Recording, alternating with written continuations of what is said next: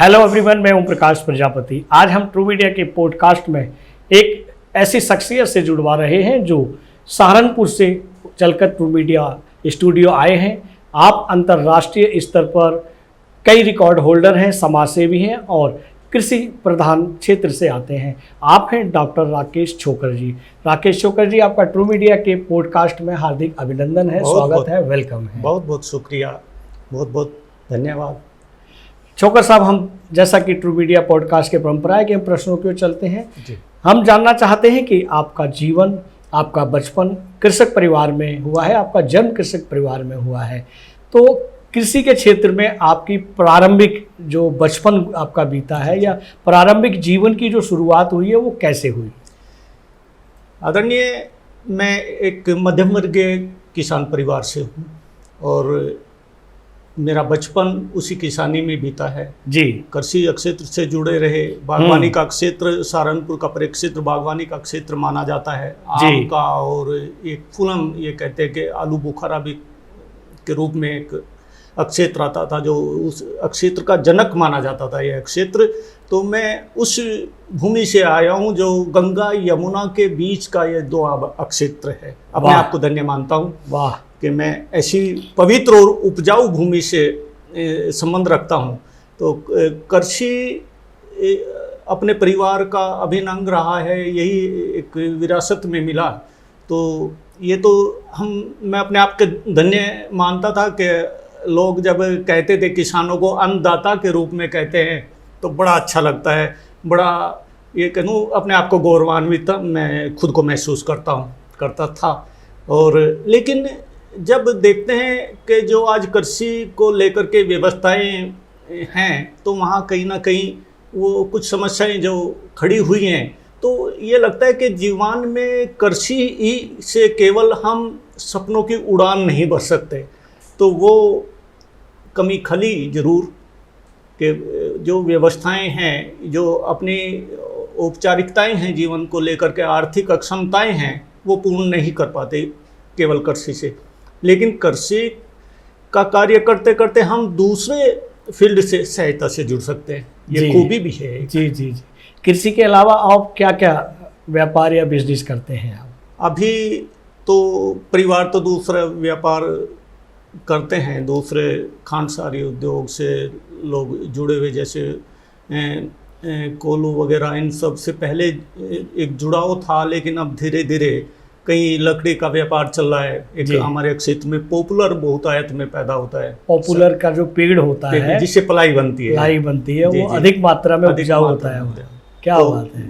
वो उसके लिए कहीं ना कहीं साइड में वो बिजनेस करते हैं जी। साइड में भूसा है या पशुपालन का एक बहुत कृषि के साथ अक्सर रहता ही है, चलता है जी। वो बड़ी मात्रा में होता है, दूध का व्यवसाय होता है। तो इस तरह के कृषक इस तरह के साइड के अपने व्यवसायों से अब जुड़ा है। क्या बात है। ये कहे कि कृषि जो किसान है वो अब मवेशियों के साथ भी व्यापार में जुड़ गया है। बिल्कुल। चलिए, हम आपसे ये भी जानना चाहेंगे कि जिस तरह से घर परिवार में एक नया सदस्य आता है बच्चे के रूप में, वो छोटा होता है, चलना सीखता है, पहचानना कोशिश करता है, ठीक उसी तरह से ये हमारी जो भारत माता की जो भूमि है, ये जो मिट्टी है जिसकी भीनी भीनी खुशबू से हम प्रफुल्लित होते हैं, जब वहाँ से एक किल्ला फूटता है, एक बीज एकदम से अंकुरित होता है, जब उसके एक या दो पत्ते आते हैं, फिर वो धीरे धीरे पौधा बनता है, फिर वो पेड़ बनता है, फिर हमें फल फूल और हमें खाने की सामग्री देता है, छाएं देता है। तो उसका जो एक किले से निकलना और एक उसका पेड़ बनना, एक वृक्ष बनना, वो आपने अपने आंखों से देखा है। बिल्कुल। उस दृष्टि को हमारे दर्शकों को बताएं, आपको कैसा फील होता है? वास्तव में कृषक परिवार में जन्म लेना ये तो मैं अपना सौभाग्य मानता हूँ जी। और जब हम प्रकृति के साथ जीते हैं, उस प्रकृति को हम न्यूनतम स्थिति से और बड़े एक, जैसा कि आपने कहा है, एक छोटे से पौधे से और उसको बड़ा वृक्ष होते हुए देखते हैं, उसके चारों तरफ जो प्रक्रियाएं प्रकृति की होती हैं, तो वास्तव में वो अमूल्य धरोहर होती है जीवन की, कि वो धाती चंद लोगों को मिल पाती है। जो ये कहूँगा कि प्रकृति से जुड़ने का एक सौभाग्य किसान परिवार को जरूर मिलता है, किसान के बच्चों को जरूर मिलता है, जिसके लिए बहुत लोग तरसते हैं। बहुत अच्छी जानकारी आपने हमारे दर्शकों को दी। हम आगे बढ़ते हैं कि कृषि के क्षेत्र में आपके अनुभव कैसे रहे, या कोई विशेष घटना अच्छी या कम अच्छी रही हो कृषि के दौरान में, वो भी हमारे दर्शकों को साझा करें। कृषि के क्षेत्र में क्योंकि वो शारीरिक अक्षमता पे निर्भर करता है जितना भी, अब तो मशीनरी का युग आ गया, ट्रैक्टर आ गए। पहले हमने अपने बचपन में अपने पिता या अपने बड़े भाइयों को बैलों से खेत जोतते हुए देखा है, जी, हाथों से फावड़ों से खुदाई, ईख गन्ने की खुदाई करते हुए देखा है। वो देर रात को, भरी बरसात में, भरी दोपहरी में वो खेतों को सिंचाई करते हुए देखा है, नलकूप को चलाते हुए देखा है। तो वो एक शारीरिक ज़बरदस्त मेहनत का काम होता था। तो तब कहीं ना कहीं कुछ परिवार के सदस्य होते ही हैं कि वो इस शारीरिक मेहनत से जी चुराते, तो खेती से जी चुराने लगते थे। तो कहीं ना कहीं मैं भी उसमें शामिल रहा, तो मैं दूसरी फील्ड की तरफ मुड़ा। तो मैंने सोचा अब क्या किया जाए, ये तो बहुत मेहनत का काम है, कड़ी मेहनत का काम है। तो मेरा जो झुकाव बचपन से ही, मैं कहूँगा कि जब मैं प्राथमिक शिक्षा ही ग्रहण कर रहा था, तो जितनी हम कविताएं, इतना साहित्य, पाठ्य पुस्तकों को पढ़ते थे, तो लगता था ये जो हमें ज़बरदस्ती पढ़ाया जाता है तो ये हम क्यों नहीं कर सकते, हम क्यों नहीं लिख सकते। हमने हरिओम उपाध्याय को, सूर्यकांत निराला जी को, जयशंकर प्रसाद जी को, इन सब को पढ़ा और एक निश्चय किया था उसी समय कि एक दिन ऐसा बनना है। वो ऐसा बन तो नहीं पाते, वो तो बहुत बड़ी शख्सियतें रही, लेकिन एक प्रयास अपना रहा है। क्या बात है, क्या बात है। छोकर साहब, आप कृषि परिवार से जुड़े हैं, जी। देहात कहें या गांव कहें, आप जुड़े हुए हैं, लेकिन आप शहरीकरण से भी जुड़े हुए हैं। जी। तो आपने, जो मैंने महसूस किया या जो मैंने पढ़ा है, या कभी देहात की तरफ हम गए हैं, तो वह महिलाएं, बच्चे और पुरुष खेती बाड़ी में बिजी रहते हैं। जो पुरुष होते हैं या महिला होती हैं, सुबह 4 बजे, 3 बजे, 4 बजे उठ जाते हैं और खेतों में काम करते हैं, और फिर अपने मवेशियों के लिए भी भोजन की तैयारी करती हैं, अपने परिवार के लिए भी करती हैं। और जैसा आपने बताया कि बरसात में भी हमारे जो कृषि भाई होते हैं लगे रहते हैं। इसका अपोजिट शहर में देखते हैं तो महिलाएं कुछ भी काम नहीं करती हैं, या वो हाउस वाइफ होते हैं, या पुरुष भी जो है अपने वर्किंग होते हैं, लेकिन वो हार्ड वर्क नहीं करते, लेकिन वो मानसिक रूप से और शारीरिक रूप से काम करते हैं। लेकिन किसान हार्ड वर्क ज़्यादा करता है, मानसिक रूप से तो करता है जो उसके समझ में है, लेकिन शहर की उपेक्षा जो देहात के या गांव, जो ग्रामीण क्षेत्र के लोग हैं, उनको शारीरिक बीमारियां कम होती हैं और शहरीकरण के लोगों को शारीरिक बीमारियां अधिक होती हैं। इसकी वजह क्या है, ये कारण क्या है? एक प्राकृतिक सत्य है जी। जब हम शारीरिक अक्षमता होती है हमारी, या शारीरिक कार्य करते हैं, तो शरीर का व्यायाम, या शरीर जिसे हम आज योग का रूप दिया है हमने, वो सब तय हो जाता है खेतों में। खेतों में मेहनत काम काज करते हुए वो सब तय, सब कुछ हो जाता है। मतलब ये कहें कि शरीर का सारा हिस्सा जो है ना एक्टिव रहता है काम करने में, और योगा जैसा हो जाता है, तो वो स्वस्थ रहते हैं, इसलिए स्वस्थ रहते हैं। दूसरी बात यह है कि वहाँ का वातावरण भी स्वच्छ रहता है। और जब हम मेहनत करते हैं, हम सांस लेते हैं, जितनी मेहनत करेंगे, जितने दौड़ेंगे, उतनी ऑक्सीजन हमारे अंदर जाएगी। और वृक्षों के जुर्मुट में हम रहते हैं, तो ऑक्सीजन के दाता हैं ही, तो निश्चित रूप से एक अच्छे स्वास्थ्य की। तो आप ये कहेंगे कि जो शहरी लोग हैं वो देहात से भी जुड़कर रहें, ताकि उनकी उम्र या आयु लंबी रहे। जी, ये तो अभी हमें जो वैश्विक आपदा कोविड के रूप में हमें देखने को मिली, इससे यही साबित हुआ कि हमने प्रकृति के साथ बहुत छेड़छाड़ की, और उसका नतीजा ये सामने आया, कोविड सामने आया। और तब आपने देखा होगा कि कितना पलायन शहरों से गांव की तरफ हुआ। वाह वाह, बहुत अच्छी जानकारी दी है छोकर साहब। हम आगे बढ़ते हैं कि जैसा कि हमें सूत्रों से पता चला है कि आपको देश ही नहीं, आप विदेशी संस्थाओं से जुड़े हैं, और वो संस्थाओं से आपको कई रिकॉर्ड हासिल हुए हैं, आपने रिकॉर्ड बनाए हैं। ये रिकॉर्ड बनाकर जो आपको प्राप्त होते हैं, इसमें आपको कैसा फील हुआ, और किन किन संस्थाओं में आपने कितने रिकॉर्ड बनाए हैं?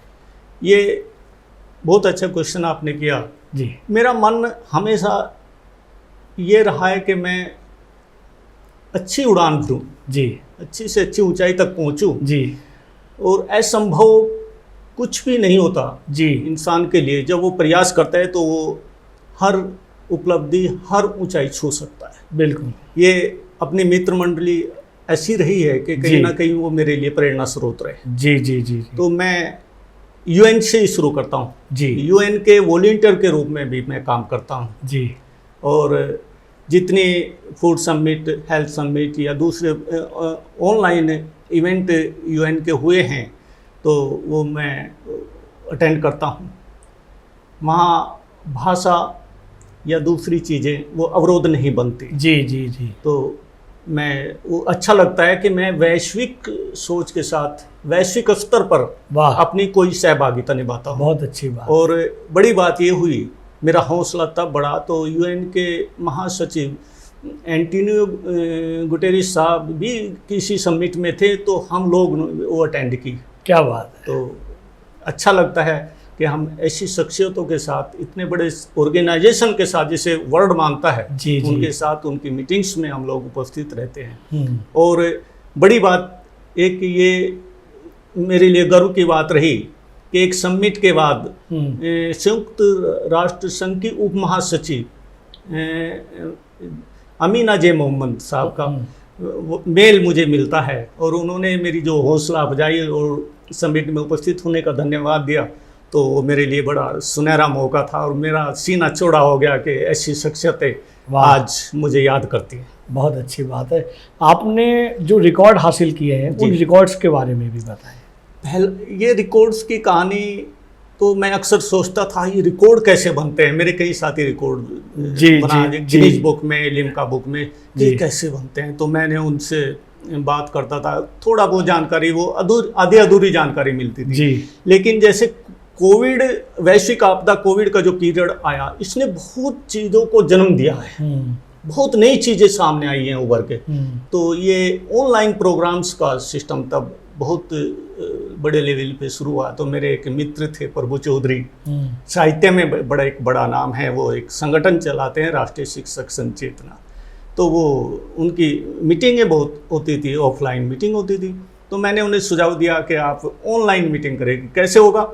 हमने वो सिस्टम के जैसे गवर्नमेंट के प्रोग्राम होते हैं तो वेबलाइन पे आइए, आप ऑनलाइन आइए और इस तरह से करते हैं जी। तो वो कार्यक्रम शुरू हुए। उन्होंने लगातार बहुत सारे आयोजन किए तो उनकी कवरेज में लगातार देखता रहता था। लेकिन जब क्योंकि मैं एक उसमें ब्यूरो चीफ भी रहा पेपर्स में, न्यूज़पेपर्स में, उन्हें भेजता था, वो बहुत सारे फोटो जाते थे। पहले तो सिंगल जाता था, वो कहते थे ये सब क्या भेज रहे हैं आप।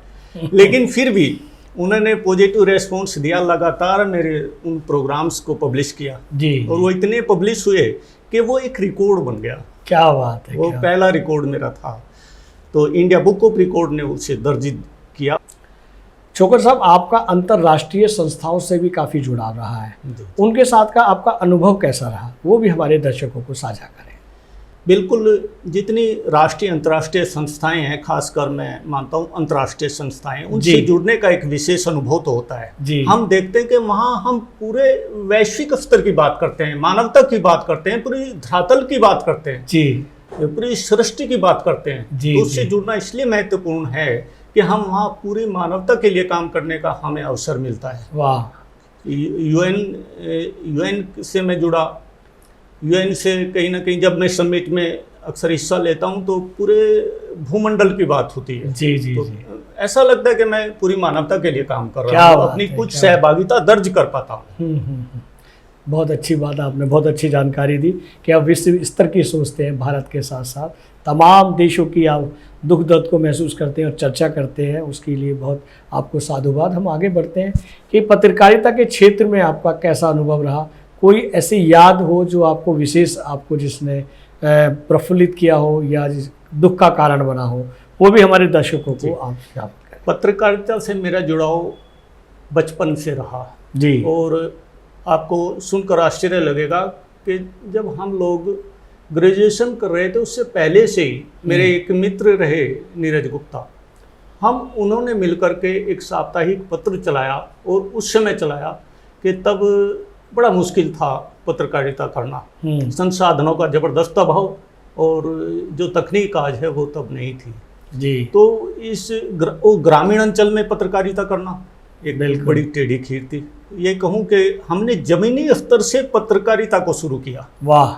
और तब स्थिति ये थी कि एक छोटा सा स्कूटर होता था मेरे साथी के साथ, और हम उसमें धक्का मार दौड़ते थे तो वहाँ से पत्रकारिता का सफ़र शुरू हुआ। फिर राष्ट्रीय दैनिक पत्रों तक मैं पहुँचा, राष्ट्रीय चैनलों में भी मैंने काम किया। लेकिन एक कड़वा अनुभव ये रहा कि जब मैं एक मेरठ से प्रकाशित राष्ट्रीय दैनिक में काम करता था तो अपने क्षेत्र में काम करता रहा रिपोर्टिंग के लिए जी। तो उसमें एक न्यूज़ ऐसी आई कि अक्सर न्यूज़ आती थी क्षेत्र से, मैं रोक नहीं पाता था, तो पब्लिश होती थी तो कुछ लोग एक दिन इकट्ठा होकर पिताजी के पास गए कि भाई आपके बेटे ने तो ये कर दिया और वो कर दिया। मतलब पिताजी के पास रोज उल्हाने जाने लगे जी। लेकिन वो सच्चाई से मैं विमुख हो नहीं सकता था जी। और उल्हाने जाने वो स्वाभाविक थे क्योंकि क्षेत्र में पत्रकारिता थी। तो पिताजी ने बुलाकर कहा भाई इस काम को छोड़ दो, ये तो रोज़ का काम हो गया। तब मैंने मन बनाया कि लोग सच्चाई को बर्दाश्त नहीं करेंगे। बिल्कुल सही कहा। तो अब कुछ ऊपर उठ के काम किया जाए। तब मैंने इरादा किया कि अब चलते हैं, थोड़ा और उड़ान भरते हैं। क्या बात है, क्या आपके जीवन के सफ़र में कुछ ना कुछ हलचलें होती रही हैं। बिल्कुल। और उनसे पार करके आप आगे बढ़ते रहे हैं, आपको बहुत बहुत बधाइयाँ। हम आगे बढ़ते हैं छोकर साहब, जैसा कि साहित्य के अभी आपने चर्चा की, हम साहित्य के बारे में जानना चाहेंगे कि साहित्य के क्षेत्र में आपका प्रमुख योगदान क्या रहा, और साहित्य की कोई अपनी रचना भी हमारे दर्शकों को सुनाएं जिसकी 4 लाइनें आप हमें सुनाएं। हाँ बिल्कुल। साहित्य में मैं उपन्यास, कहानियाँ, कविता, नाटक भी मैंने लिखा है। कई विधाओं में गीत भी मैंने डॉक्यूमेंट्री फिल्मों के लिए लिखे। कई विधाओं में मैंने साहित्य को जिया है जी। तो अभी बहुत ही जल्दी मेरा एक काव्य संकलन विमोचन हो रहा है, सत्य से परे। अरे वाह, बधाई। और बहुत बहुत शुक्रिया। और उससे पहले भी एक आध्यात्मिक ग्रंथ भगवान श्री देवनारायण प्रकाशित हो चुका है। वाह। बहुत सारे दैनिक अखबारों में, पत्र पत्रिकाओं में अपने लिए एक रचनाएं प्रकाशित होती रही हैं। बहुत बढ़िया। तो मेरे जीवन में साहित्य को लेकर मोड़ तब आया कि मैं हाई स्कूल में पढ़ता था जी। तब मैंने एक रचना लिखी, माँ जी। वो मेरी सबसे पहली रचना थी। उससे पहले लिखता रहता था जी जी, लिखा, डायरी में रख दी, लेकिन एक रचना माँ लिखी तो एक मेरे मित्र ने वो रचना देखी कि भाई ये बहुत अच्छी लिखी है। हाँ लिखी तो है, किसी आप प्रकाशित कराओ। मेरा कोई ऐसा संबंध नहीं है कि आप मुझे दो। उन्होंने उस रचना को हरियाणा साहित्य अकादमी को प्रेषित कर दिया जी। और वो रचना पब्लिश हो गया। वाह वाह वाह। मेरी पहली रचना हरियाणा साहित्य अकादमी से माँ शीर्षक से प्रकाशित हुई 1993 में। वाह। नवंबर दिसंबर का वो एडिशन था और वो प्रकाशित होने दो मेरा हौसला 7वें आसमान पर था। वाह। और बड़ी खुशी हुई उस रचना के प्रकाशन से। और आप आश्चर्य नहीं मानोगे कि वो पत्रिका मैं हरदम अपने साथ रखता था। वो जब पहली रचना प्रकाशित होती है उसकी खुशी अलग ही होती है। उसका अनुभव बहुत अच्छा होता है। तो वो मेरे जीवन में एक साहित्य के क्षेत्र में एक अनोखा मोड़ था, अनूठा मोड़ था। वाह वाह वाह, बहुत बधाइयाँ आपको कि आपकी पहली रचना ही इस हरियाणा साहित्य अकादमी में प्रकाशित हुई है। विशेष बात है और भाग्यशाली हैं आप। लोगों की उम्र निकल जाती है अकादमी तक पहुंचने के लिए। हम आगे बढ़ते हैं कि हम ये भी जानना चाहते हैं, जैसा कि हम चर्चा कृषि से जुड़ी हुई कर रहे हैं, मातृभूमि की, मिट्टी की बात कर रहे हैं, तो कृषि के क्षेत्र में भी आपका क्या महत्वपूर्ण योगदान रहा है? पिताजी की मृत्यु के बाद जी, उससे पहले भी पिताजी ने जिम्मेदारियां हम भाइयों को सबको अलग अलग सौंपी जी कि भाई आप अपनी खेती संभालो, खेती करो जी। तो मेरे सामने कई चुनौतियां थी जी कि मुझे बाहर भी दौड़ना, पत्रकारिता भी करनी, साहित्य का काम भी करना और सामाजिक क्षेत्र में भी मेरा जुड़ाव रहा है। तो अब इतना आसान काम नहीं था। परिवार भी रहता ही है, उसकी भी देखभाल की बात होती है। तो एक मैंने सोचा एक चक्रीय खेती, जो एक परंपरागत खेती रहती आई है जी, कि इससे कुछ परिवर्तन किया जाए। तो कुछ इस तरह के प्रयोग तो हुए हैं जी, और कोशिश की है, उस परिणाम भी सुखद रहते हैं। क्या बात है। तो ये परिणाम जो आपने जो एक प्रयोग किया, जो नया एक प्रयोग किया, वो किस तरह से था? हमें हमारा क्षेत्र बागवानी का क्षेत्र है जी। तो उसमें हमने जो हमारी धान गन्ना या दूसरी फसलें होती थी, पहले तो बहुत सारी फसलें हो जाती थी, लेकिन अब व्यवस्थाएं कृषि क्षेत्र में भी बदली हैं। तो हमने कहा बागवानी के क्षेत्र में नई नई प्रजातियों के साथ कुछ नए वृक्ष रोपे जाएं, नए उत्पादन बढ़ाए, तो उस तरफ सफलता का क्या बात है, उसमें सफलता प्राप्त हुई है। कभी अशोकर साहब ऐसा भी हुआ है कि आपने जो है आलू के बीज या आलू को काट के बोते हैं जैसे, या मूली को बोते हैं जी, इस तरह से आपने कोई एक पौधा आपने बोई, चाहे वो शलगम है या शकरकंदी है या आलू है या अन्य, ये उदाहरण है, आपने बोया आलू और उसमें निकला कुछ और, कभी ऐसा भी अनुभव हुआ जीवन में? नहीं, ये चीज़ें सब घरों के आसपास ग्रामीण अंचल में तो आज भी हैं। अच्छा, हम बोते तो हैं, लेकिन वो कहते हैं कि आलू या दूसरी फसलें गेहूं के साथ बथुआ उग ही आता है। बहुत अच्छी बात है, बहुत अच्छी जानकारी आप हमारे दर्शकों को दे रहे हैं। हम आगे चलते हैं जोकर साहब की। Google, London school, Australia, England, रूस आदि से आप सम्मान प्राप्त कर चुके हैं। ये सम्मान जब आपको प्राप्त हुए तो आपको कैसा फील हुआ और इन सम्मानों तक आप कैसे पहुंचे? निश्चित रूप से ये चौड़ा तो होता है सीना जी। जब ऐसी संस्थाएं, गूगल जैसी संस्थाएं हमें सम्मानित करती हैं, और एक बार नहीं कई बार सम्मान मिला। कई बार उनकी क्विज मैंने अटेंड की, क्या बात, उनसे मुझे सर्टिफिकेट मिले, उनसे मुझे सम्मान मिला।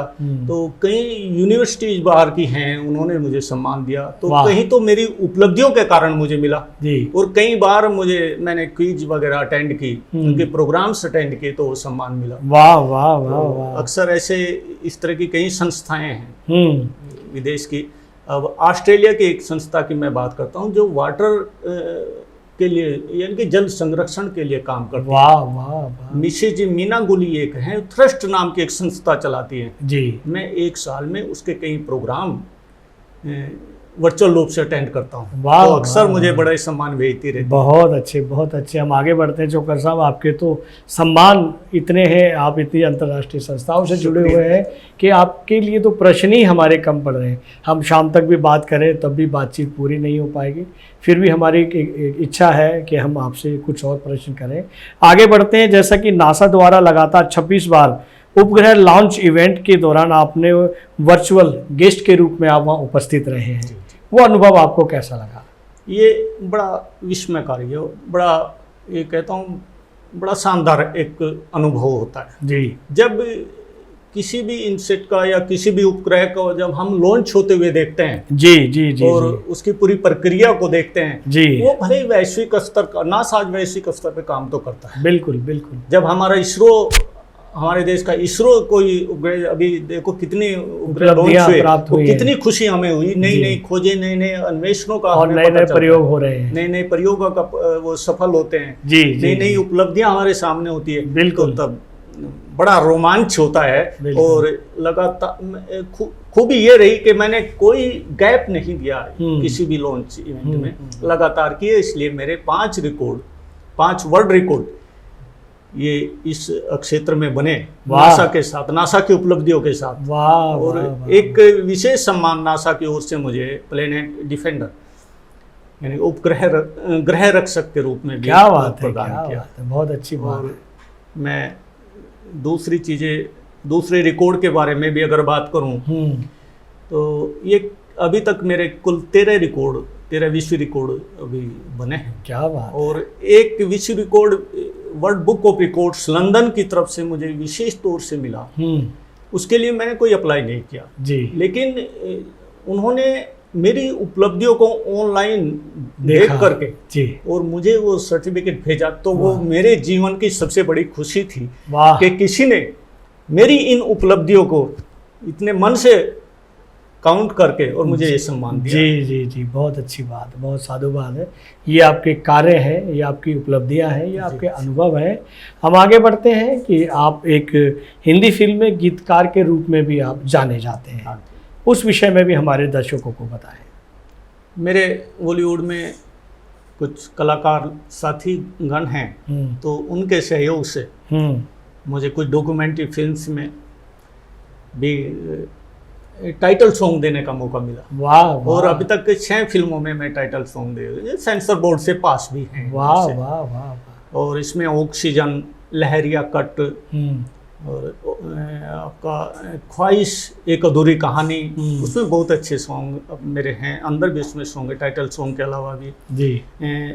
और आपका सुभाष बोस, दहेज, इस तरह की 6 फिल्में वाह अभी तक वाह हैं वाह, और बहुत आगे शानदार। प्रयास जारी है। कभी आपने अभिनय करने का नहीं सोचा? नहीं, इरादा तो किया। कोविड के दौरान जी। मेरे पास ऑफर भी आया कि एक फिल्म में एक इंस्पेक्टर का रोल आपने करना है। मेरे साथी ने मुझे कॉल की, जी। लेकिन वो फिल्म आगे नहीं बढ़ पाई दुर्भाग्य से। जी जी तो जी। भविष्य में ऐसा प्रयास होगा तो निसंदेह। बहुत तो अच्छी बात, बहुत अग्रिम शुभकामनाएं आपको। बहुत बहुत शुक्रिया। हम चलते चलते एक अंतिम प्रश्न करना चाहेंगे आपसे कि आप president Delhi chapter national media coordinator के बारे में भी हमारे दर्शकों को बताएं। ये अमेरिका का एक संगठन है, वर्ल्ड पार्लियामेंट एसोसिएशन, जी। यानी कि विश्व संविधान संघ। जी। वो उसकी शाखाएं तो दुनिया के अधिकतर देशों में हैं। डॉक्टर गलेन टी मार्टिन उसके अंतर्राष्ट्रीय अध्यक्ष हैं जी। और दिल्ली चैप्टर की जिम्मेदारी मेरे पास है। वाह वाह वाह। उस ऑर्गेनाइजेशन की खूबी ये है कि वो वैश्विक स्तर पर विश्व संविधान की बात करता है, पर्यावरण की बात करता है वैश्विक स्तर पर, और वैश्विक नागरिकता की बात करता है। वाह। तो मैं इसी वजह से जुड़ना कि उसकी वैश्विक सोच संगठन की देखते मैं उससे जुड़ा हूँ। और वो काम भी करते हैं, अधिकतर देशों में काम है। और आपका जैसे वैश्विक शांतिकरण की आज ऐसे युद्ध दुनिया में हो रहे हैं, हम देखते हैं कि वो वैश्विक शांति की बात करता है, तो उससे जुड़ाव मुझे लगा कि बहुत अच्छा जुड़ाव है जीवन में। दिल्ली चैप्टर की जिम्मेदारी आपको दी गई है, तो ये दिल्ली चैप्टर में आप उस ऑर्गेनाइजेशन के साथ जुड़कर क्या क्या वर्क करते हैं? अभी तक हमने कुछ समिट किए हैं जी, कुछ इस तरह की कॉन्फ्रेंस की हैं ताकि हम लोगों को प्रभावित कर सकें। जी जी। तो सर्वोपरि तो अपना संविधान है। जी जी। सर्वोपरि अपने भारतीय संविधान है। हाँ। लेकिन उस वैश्विक संविधान, विश्व संविधान का हम क्यों साथ चलते हैं? उसके लिए कि वैश्विक स्तर पर हमें कुछ काम करने जुड़ाव रहता है तो हम काम करवा सकते हैं। तो वहाँ हम अपने वैश्विक स्तर पर एक सहायता से अपनी बात रख सकते हैं। बहुत अच्छी बात। हमने अपने देश के लिए भी यूएनओ में एक ऐसा प्रपोजल भेजा था अपने उस संगठन के जरिए कि हम उसके अस्थायी सदस्य हों। क्या बात। और शानदार एक कार्यक्रम उसका दिल्ली में गाजियाबाद में आयोजित हुआ। वाह वाह वाह वाह। आपने डॉक्टर राकेश छोकर साहब, आपने ट्रू मीडिया के पॉडकास्ट के माध्यम से बहुत सारी राष्ट्रीय अंतर्राष्ट्रीय स्तर की जानकारी दी और हमारे दर्शकों को बहुत अच्छा लगा। और वो इस वीडियो में बहुत सारे कमेंट्स भी कर रहे हैं और लिख भी रहे हैं, आपके लिए बधाइयाँ भी दे रहे हैं। आपने अपना बेशकीमती समय दिया, उसके लिए बहुत बहुत साधुवाद। बहुत बहुत शुक्रिया आपका। बहुत। अगर आप ये वीडियो YouTube पर देख रहे हैं तो हमारे चैनल को सब्सक्राइब करें और बेल आइकन को दबाना ना भूलें। अगर आप Facebook पर ये वीडियो देख रहे हैं तो हमारे पेज को लाइक करें।